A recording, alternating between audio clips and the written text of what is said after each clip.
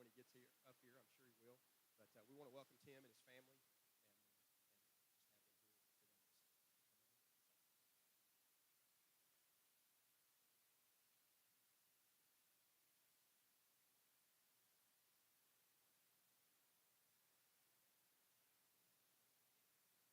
Up, perhaps I can yell if it's not there. Thank you, brother.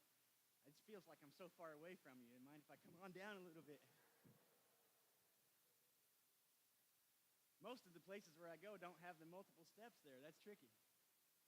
Thank you for the introduction. My wife and I are so blessed and worn out from the children that we have. The Lord's given us 8 children, and 6 have lived. And so we have one who's married in Memphis, and one who's at Freed Hardeman, and then the 4 here today.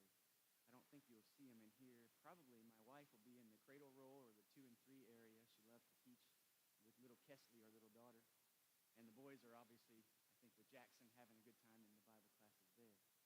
But sometimes when people meet us, they say, "What in the world? Can't you figure out what's happening? What's causing this?" So far, I just blame pheromones. I think Melissa gets me on those. But what I want to do this morning is kind of introduce myself a little bit by just telling you some experiences that we've had in the gospel and kind of what makes me tick. It has been good to see some familiar faces, both yesterday and today, and meeting more people, every couple minutes. And so I apologize if I reintroduce myself to you twice. It has been an extremely encouraging visit for us so far. And as long as I remember where the steps are here, I think I'll make it through the rest of it. I don't know what you're used to for this format on Sunday morning Bible classes.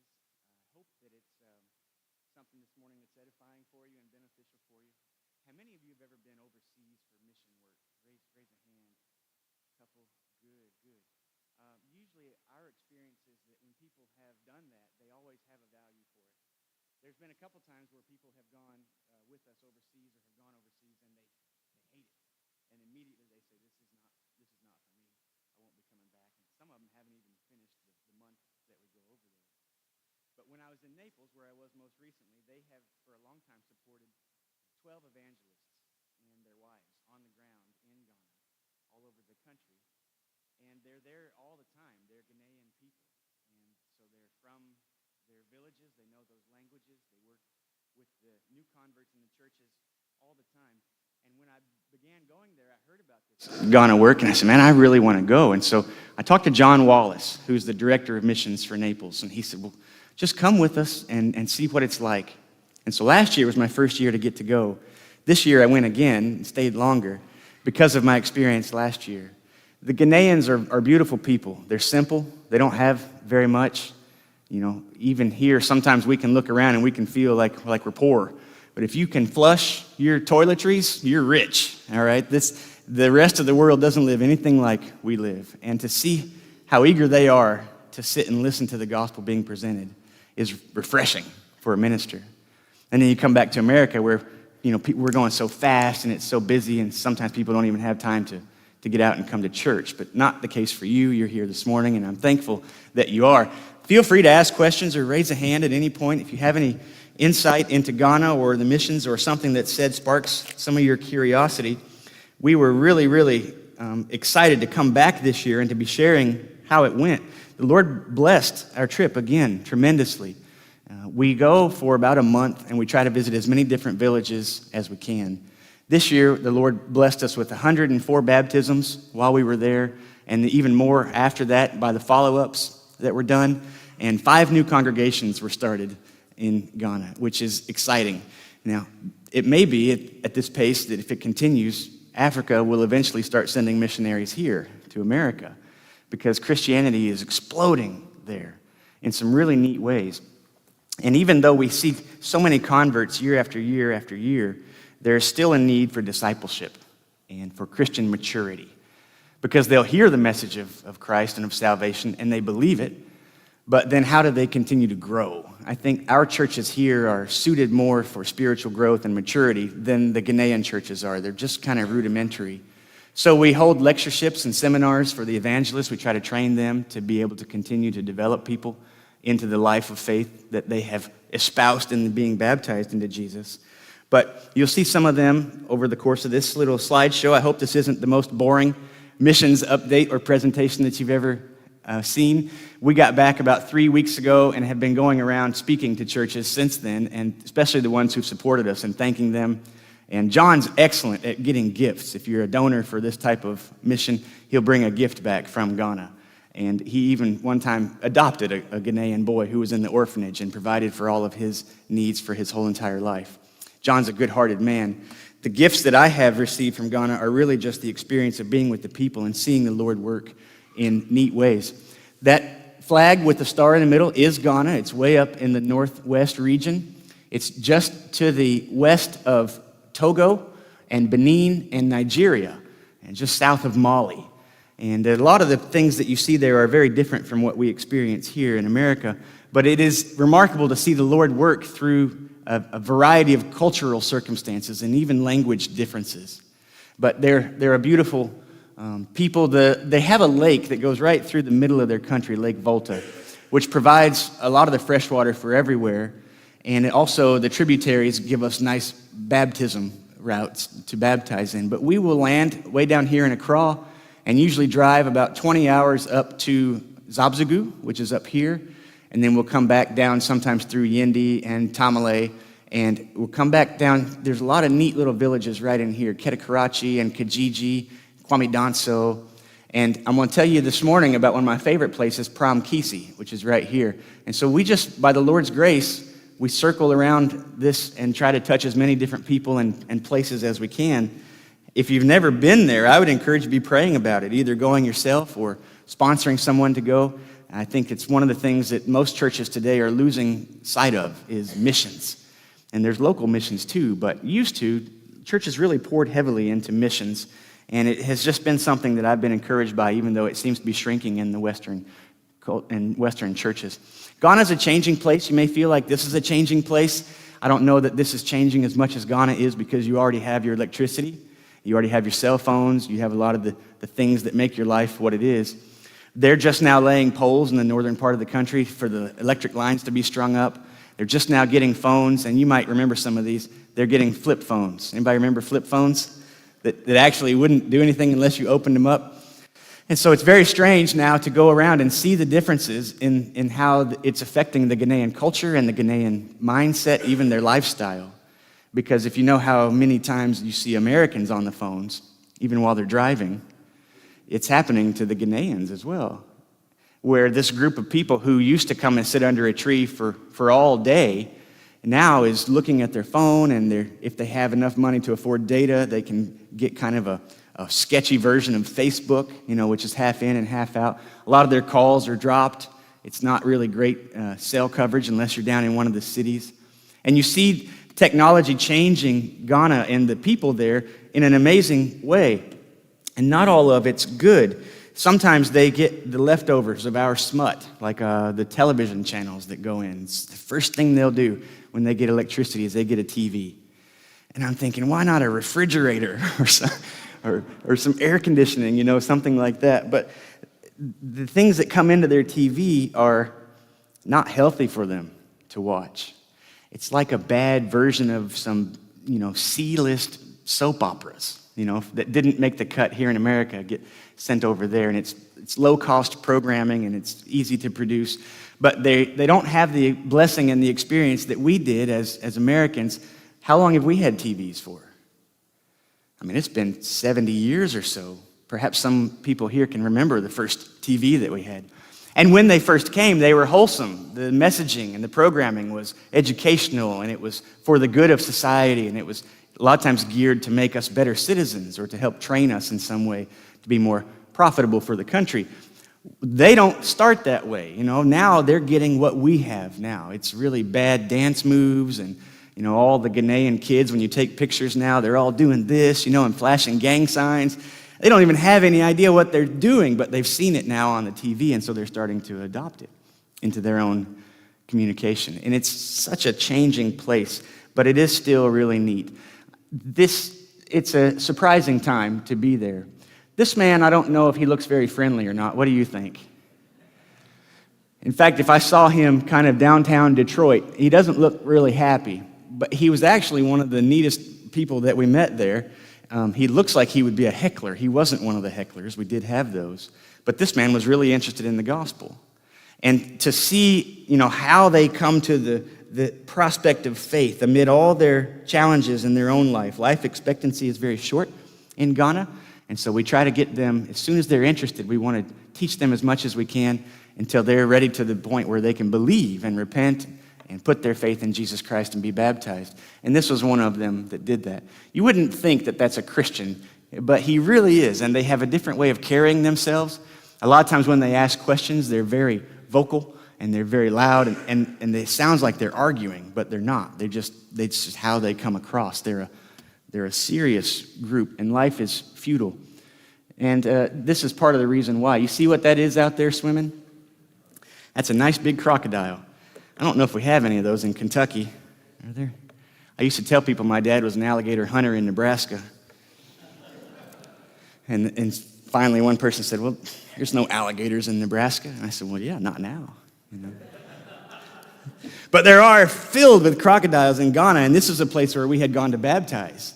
And we look in the water and we make sure it's clear, and you can't always see them lurking underneath the water. I've often wanted to paraphrase that passage. The devil walks around like a roaring lion seeking whom he may devour. He kind of does like a crocodile as well, because you don't always see the devil, but he is lurking around ready to devour. And we walked into a couple places where we couldn't see the crocodile, and as we stepped into the water, then they make themselves known as they come at you. And they just hide right underneath the surface. And so every time we go to baptize someone, we beat the water with sticks and try to stir up whatever's there and scare them away. A couple times we had to go find different bodies of water because the crocodile said, this is my body of water. And so we said, okay, fine, we'll go over here. But it is beautiful to see the country. This is the rainy season, so all the vegetation is out. And they do baptisms a little bit differently than we do. They kind of push them under by their arms and then bury them in the mud a little bit, to make sure they're really down in there all the way under, like an alligator would store his food for later in the riverbanks. And then they pull them up, and they're filthy, and they're all muddy, and so they wash off, and they drip off, and they celebrate, and they sing, and children are around watching, and it's just a wonderful thing to see the Lord working in ways over there that sometimes you don't see a lot of times here. When's the last time a church had 100 baptisms in a month? It's just been a long, long time. But over there, their ears are still open and they haven't rejected Christianity yet. This was another place where we have to just look, and you can get a glimpse of how people walk around and see if there's any alligators. This lady right here, she's very concerned because she has this little one, to care for. And so they're watching for these things, and we also need to be watching for dangers that lurk underneath the water. We work with the evangelists that are there on the ground. I've told you that they have seminars and lectureships to try to encourage them and strengthen them. This is a picture of one of those. All of these men are either evangelists that are supported or are church leaders from somewhere over there. And we'll do as much as we can while we're there to help train them further. They do have Bible schools over in Ghana, several, in several different cities. But then once they leave the Bible training program, and if you've ever been to a Bible training program, even a fine school like Freed Hardeman, you'll know that there's a lot more to learn once you're done going to that school than there is at the school. A lot of what you learn in ministry is from the experience of ministry. And they find the same thing. The Bible school prepares them to go into ministry, but then there's a lot more to learn once you get into it. And so we try to introduce them to some deeper concepts of faith and church organization and leadership so that they continue to grow. This is a nice, well-dressed group, but still, you can see what they live in, like mud buildings with straw roofs back in the back on the top right. And when we come into a village, we always have to meet with the chief to get permission to come in and to teach about the gospel of Jesus Christ. A lot of Ghana still practices ancestor worship or idol worship or things that we wouldn't really be welcomed by. So going to the chief is a way to get all the people in the community and the village to come and to hear what we have to say. And many times they'll put on their best stuff. Isn't it funny? You might recognize that alligator on this man's shirt right here, this little young boy in the very front, an Izod shirt. All of the clothes that we throw away basically go to Ghana, and they wear them as their best. And so this is some of the best stuff that they have. But we take a lot of things. We take medical supplies. We take dresses that many churches and ladies make for us to take over there. We, of course, take Bibles and pencils and things to help them learn with as well. But one of the favorite things that I like to take is little tiny soccer balls. And I hand them out to the kids, and they've never had a soccer ball before. Can you imagine not being able to obtain a soccer ball? I know, brother, you were a soccer man, weren't you? Baseball and soccer. You know, to grow up your whole life and never see a fresh new soccer ball, it blows their mind. And so we love to come bringing gifts. And so we make that decision to do this purposefully. And we tell them that a lot of people come to them. Witch doctors come to them, black magic, and a lot of fake spiritual people come, and they charge the people to pray for them. And I said, the gospel of Christ is that he came down giving gifts to men. And Jesus Christ is the best gift that God has ever given to men. And we try to emulate that by giving them gifts when we come, instead of coming and taking things from them, as the other religious organizations do. And it is growing all over Ghana. There are many churches being set up. There's even Lutherans. Muslims are growing pretty rapidly there. The Charismatics are extremely rapidly growing there.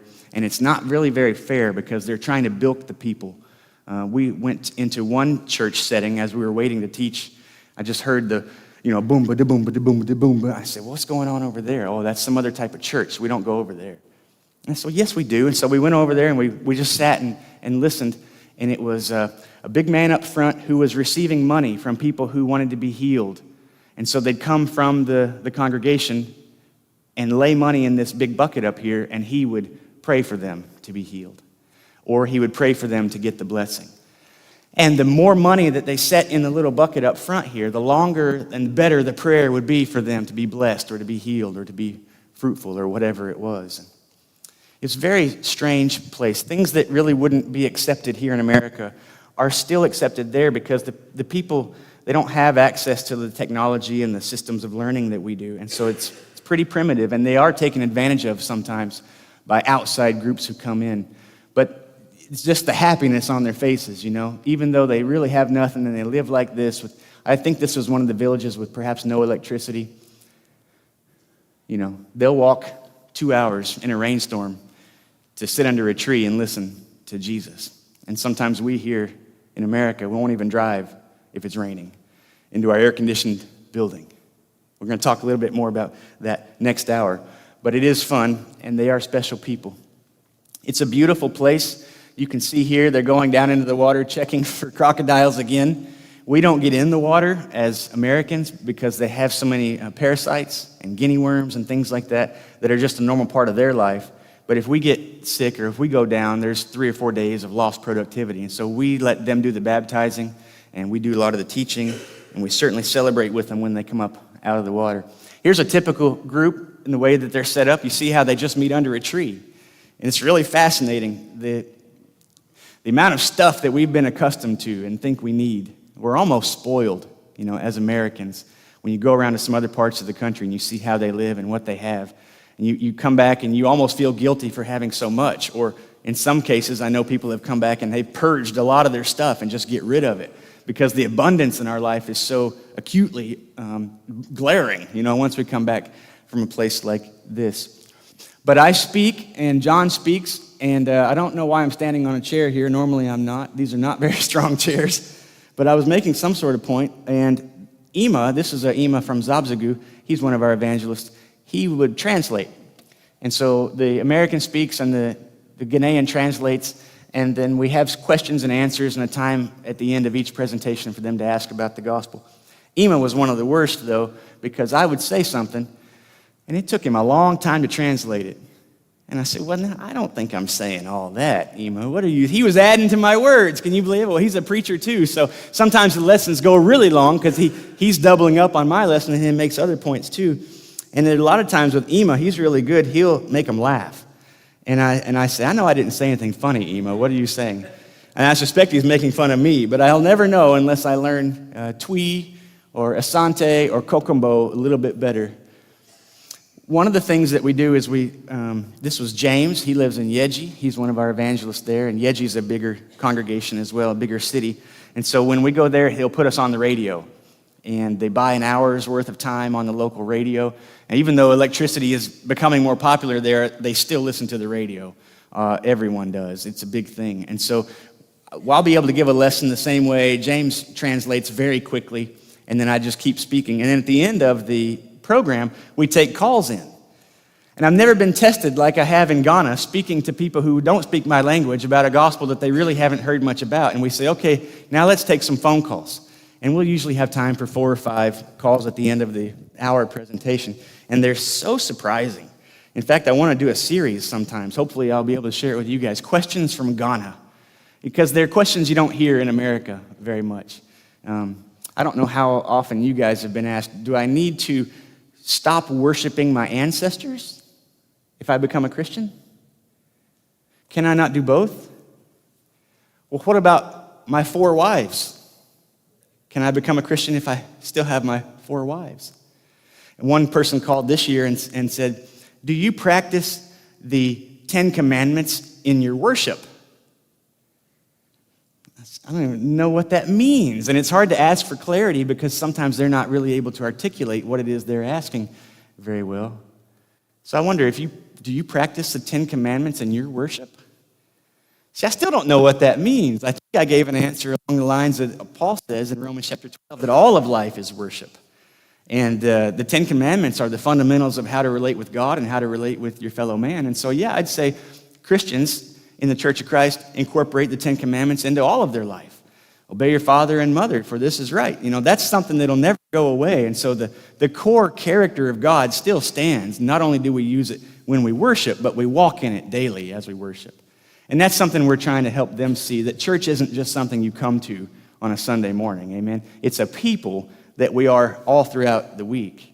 And I hope that you've adopted that same mindset, that your time here on Sunday isn't like a radio broadcast that you just turn on and listen to, but it should be the culmination of your week's worth of devotion and worship and private enterprise with Jesus Christ, so that when you come to the body full of believers, it is extremely uplifting, and you're not dry, but you have fruit of the Spirit in your life to celebrate with other people.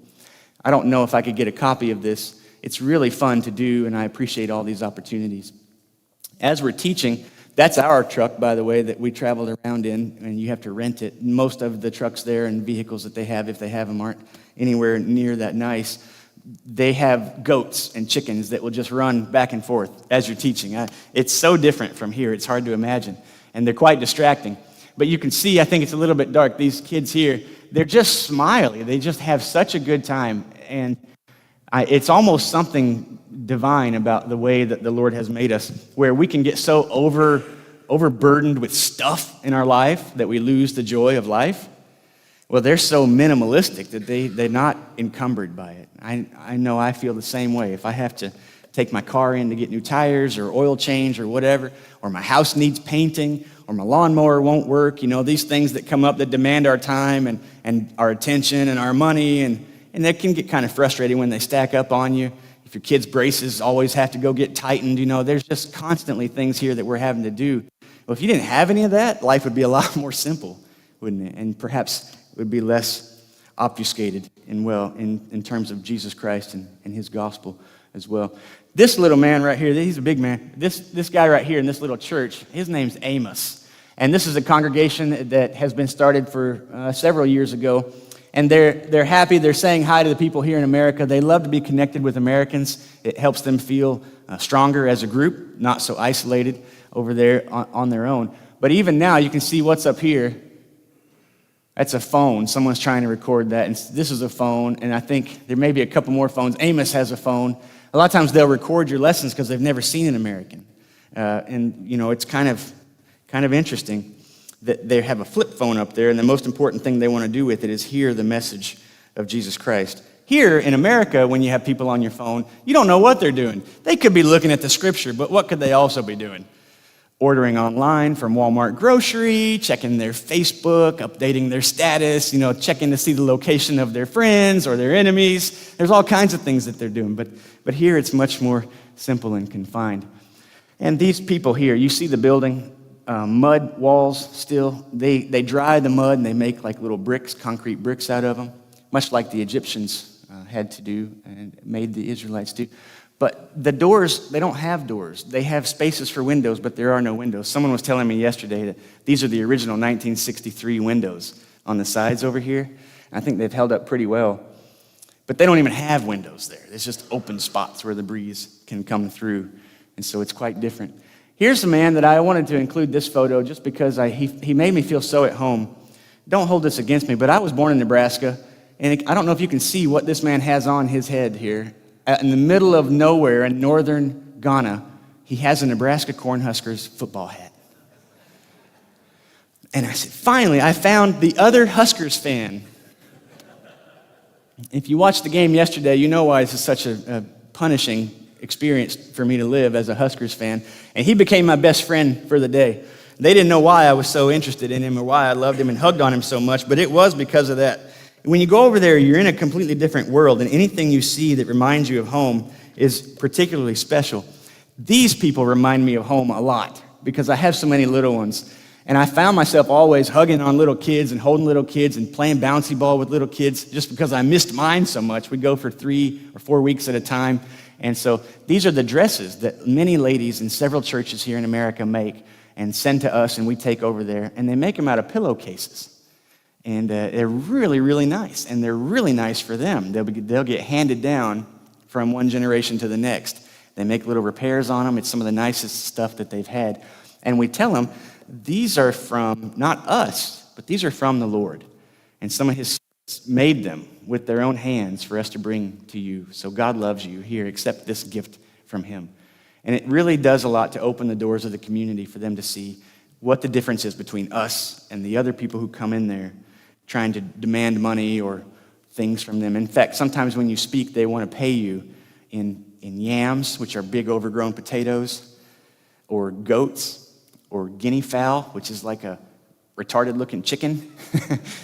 And you have to take it because it's rude not to. And so we take it and we give it to our hosts, and they will prepare it for their families, or sometimes we do a big church potluck like we're going to have today. Is there any goat or guinea hen in the church potluck today? Anybody bring anything like that? They're not bad, little gristly, better than possum. I'll tell you that if you've ever had possum. I hate this one, but it's part of living there. They have the poles now. You see this? But like I said, all they want to do with it is charge their flip phones and turn on the TV. And this is one of the villages north in Zabzagu. And these are the showers. That's me. And as you shower, everyone's looking at you.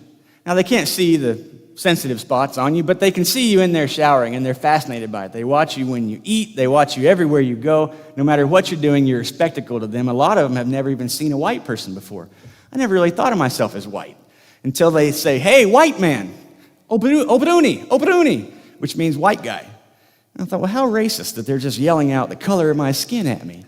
But they are. They've never seen one before, and it's neat to see such differences, cultural, language, color, background, education, all the differences that you can imagine exist between me and them. But the Lord has brought us together in such a neat way. I feel like they're my family. I tried to get Melissa to move to Ghana with me. She wouldn't. That's why we're here. She wants to be somewhere more near Tennessee. But I love this area. I hope that I'm able to go on missions there for the rest of my life periodically. And I hope that you guys will think about that too, or at least be praying for the work of the Lord to spread in other places. It's really a neat opportunity to see God at work in unusual ways. There are a couple stories that I wanted to share and then see if you guys had any questions on it. At the very end, I'll show you how you can support this if you want to. It is always funded by donors. The Naples Church of Christ supports all year round out of their contributions, the 12 evangelists. But to send missionaries over there, we raise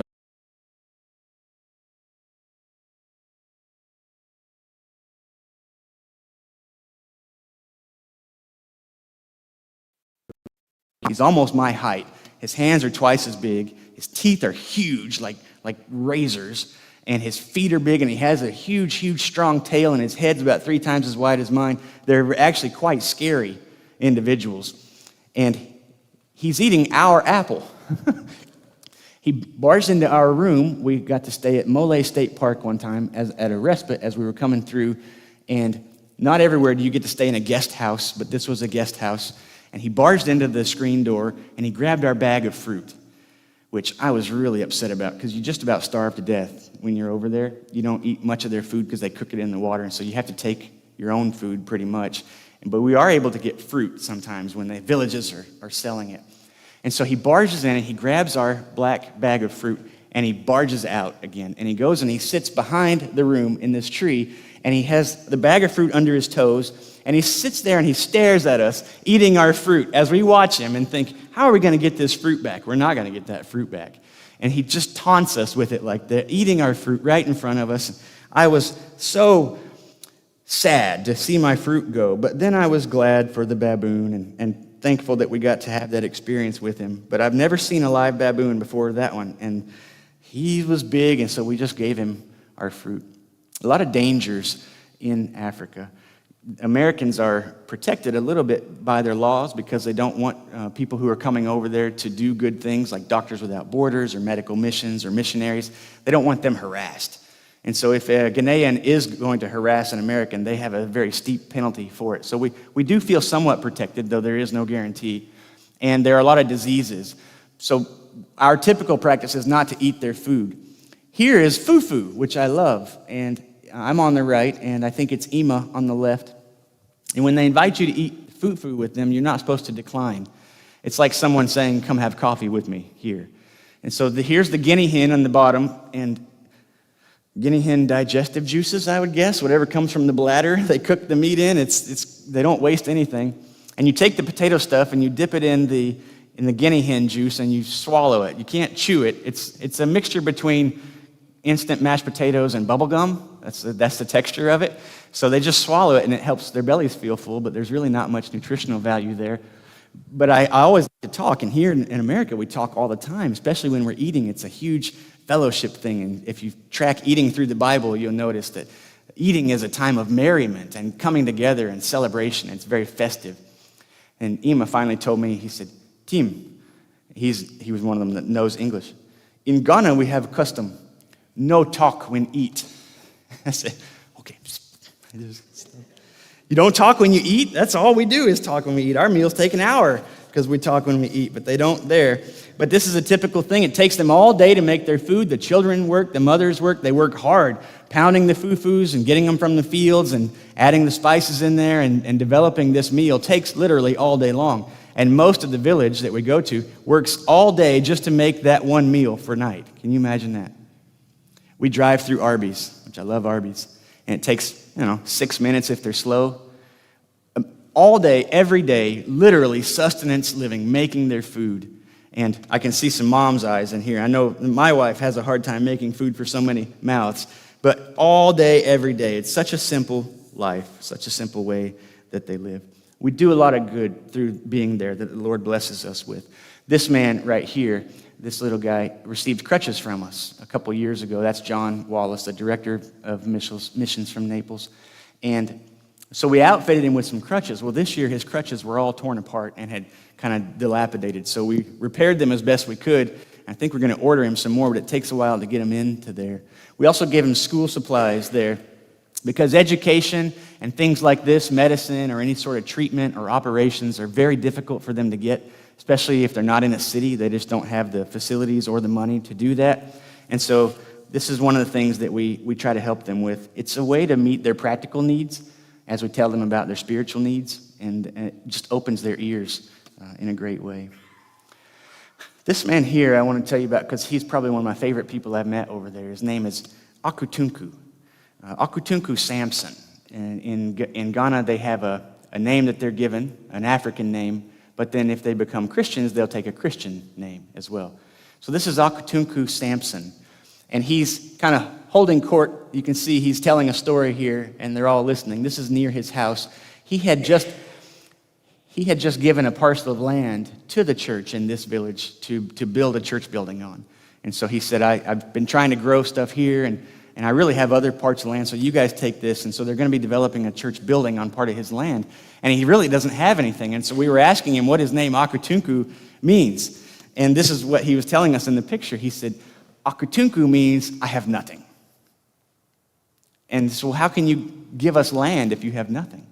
He said, only thing I have is this house, which is a shanty of a house, and this land. And it's not even mine. God gave it to me. And so Akutunku means God gave me everything I have. And I'm happy to give it to the church so that more people can receive salvation. and just to give out of his poverty. How many of you guys have acres and acres and acres and acres of land? Here we're so private with our possessions, and we cling to them in so many materialistic ways. And here's Akutunku, who was willing to give half of his belongings, half of his land that he needed for sustenance and for farming and for the village and to feed his family, give it to the church. I was so excited to see Akutunku when we went again this year, but he passed away in between last year and this year. And so the last thing any of us ever heard Akutunku saying was, I have nothing, I am nothing. God has given me everything I have, and I'm free to give it to you. And then he died very shortly after that out of a mysterious disease, and no one knows why. There's no autopsies. There's no medical reports. There's never any investigation into a hospital treatment of why someone died or what their ailment was. There's never a medical malpractice lawsuit, ever, because they just don't have this kind of technology over there. So we lost Akutunku, and that was a sad reality. So every time we go there, we try to make the most of it, because you never know who you're going to miss next time or how long life really goes on. Same thing is true here, but our expectancy is much longer, so we think we're going to live, quite a bit longer than they do. Any questions about Ghana or about the experience over there, what it's like, how this got started or where it's going? Think about it. You can raise your hand if you want to. Here's one of my favorite stories, and this is a story that John tells because he had this happen before I started going over there. This man sitting by the tree with the brown hat on is weaving a basket out of just reeds and things that they have around there.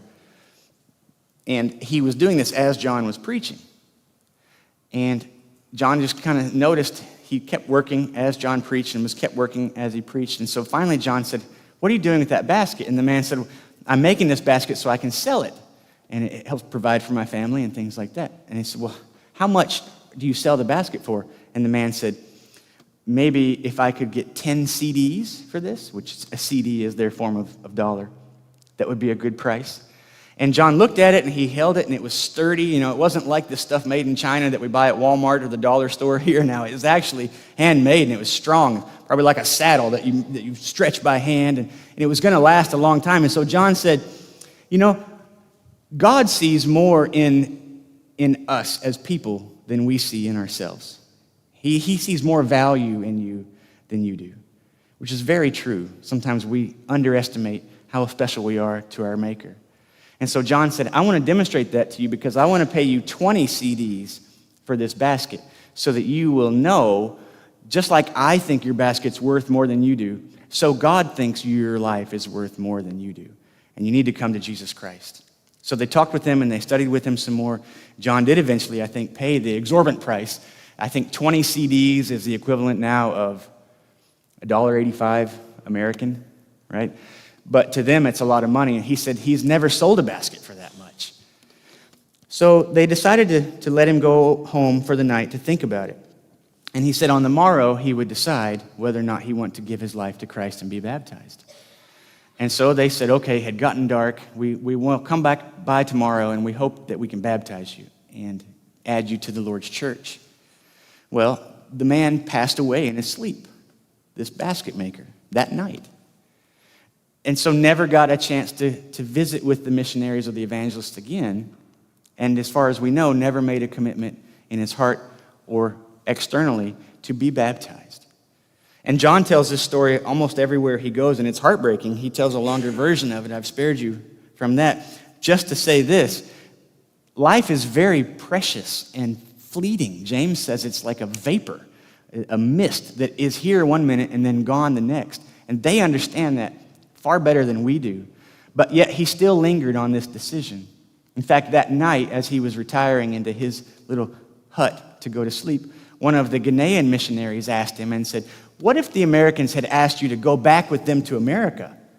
He said, I would go today. And they said, well, now they're offering you to go to heaven with God, which is better than America, and yet you want to think about it? And it kind of put it in perspective for him. I don't know what that night was like for him. I didn't know the basket weaver. I just know John's heart breaks every time he tells the story, because here's a man they poured into who had a willingness to embrace Jesus Christ and to repent from his sin and to turn his life over to him, and just didn't make the decision to do that. It's heartbreaking. But in every story of heartbreak, there's also some redeeming quality or factor as well.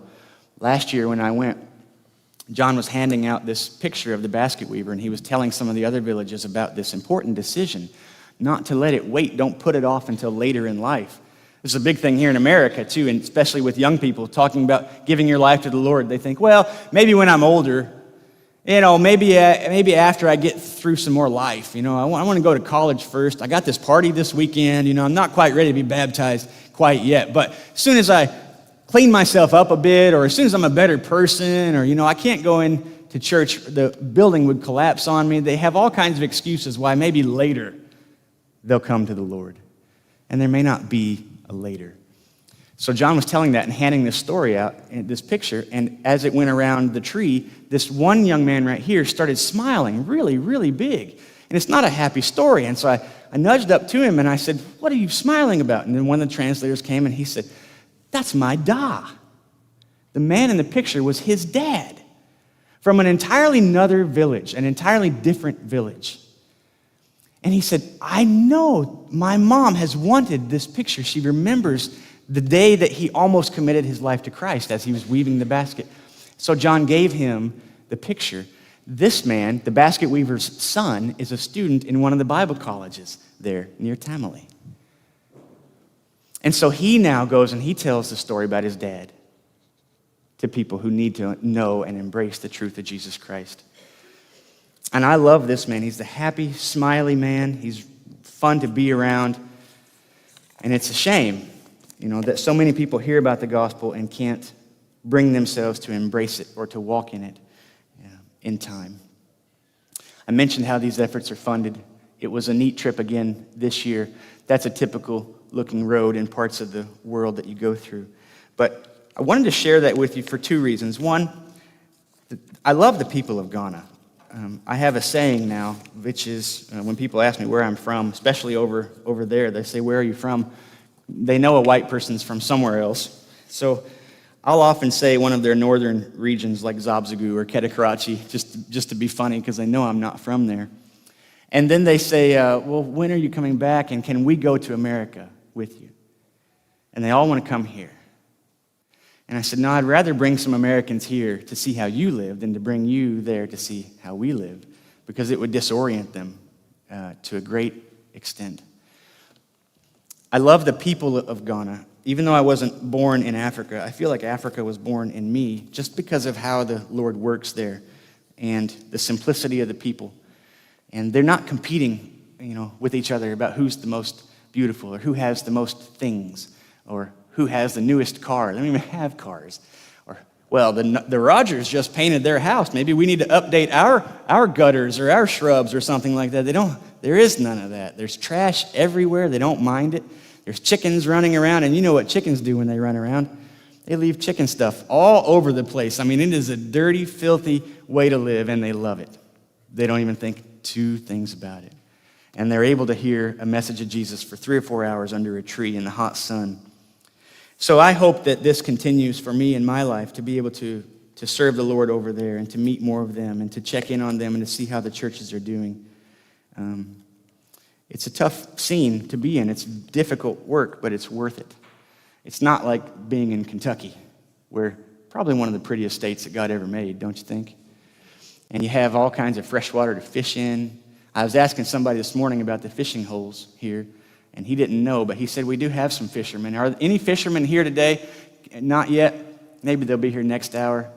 If you know any, send them my way, because I'm not only fishing for men, I'm fishing for fish too, but that's a big thing that we like to do in our family is fish.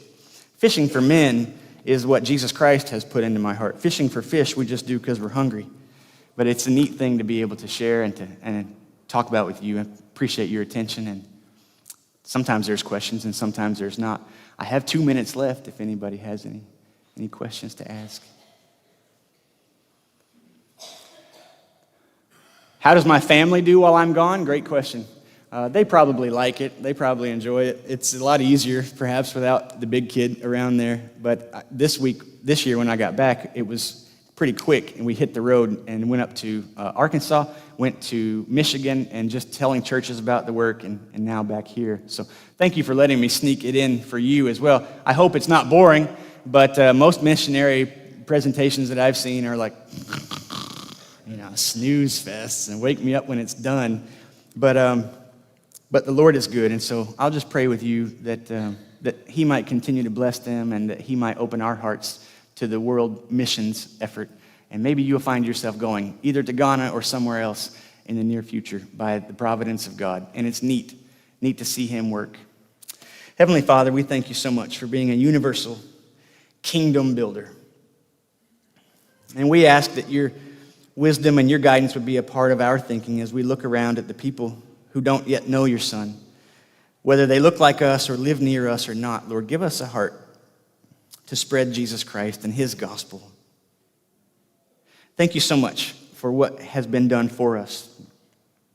The shoulders of the giants on whom we stand, the people who taught us about Jesus Christ, especially for the book that teaches us who He is and what your will for our life is. Lord, we thank you for your Spirit. We ask that it would be potent and fruitful among us, that whether we're here or somewhere else, we'd realize that we are your missionaries and the whole world is your mission field. So bless us today. Encourage our hearts to be able to speak about Jesus Christ, your Son, who we love, in whose name we pray. Amen.